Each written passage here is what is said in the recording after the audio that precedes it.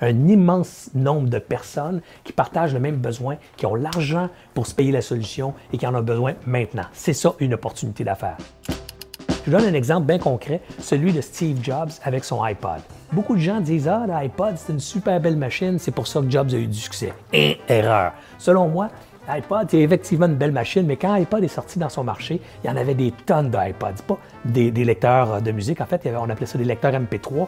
Il y en avait des tonnes sur le marché. Et les gens se téléchargeaient littéralement de la musique à gauche pas à droite pour répondre à un besoin. Jobs a trouvé ce besoin-là.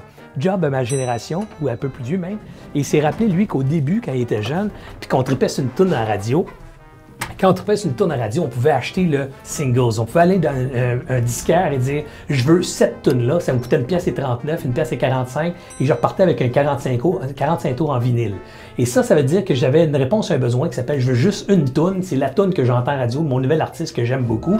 Je ne veux pas acheter l'album au complet. » Mais dans les années 2000, quand Jobs est arrivé avec son iPod, le secret, c'était pas l'iPod, c'était le iTunes Store. Et pourquoi c'est important l'iTunes Store? Je vous explique, c'est parce que ça répondait précisément à ce besoin-là. Le besoin d'acheter une toune de mon groupe préféré. Et la seule solution que j'avais dans ce temps-là, c'était de la copier ou de la télécharger illégalement sur des sites comme Napster, tout ça. Il n'y avait personne qui me permettait d'acheter une toune de mon artiste préféré. Il nous garantissait une toune de première qualité, il nous garantissait que notre artiste recevrait des royautés pour sa toune, et ça, c'est devenu un succès phénoménal. Pourquoi? Ça répondait à un besoin.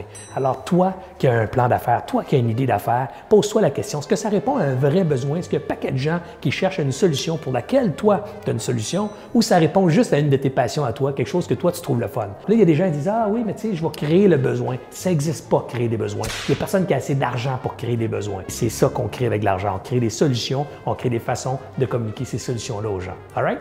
Donc, on se rappelle de ça. On ne crée pas de besoins, on trouve des solutions à des besoins qui sont présents. Et ça, c'est une bonne façon de bâtir un plan d'affaires. All right? Bonne chance.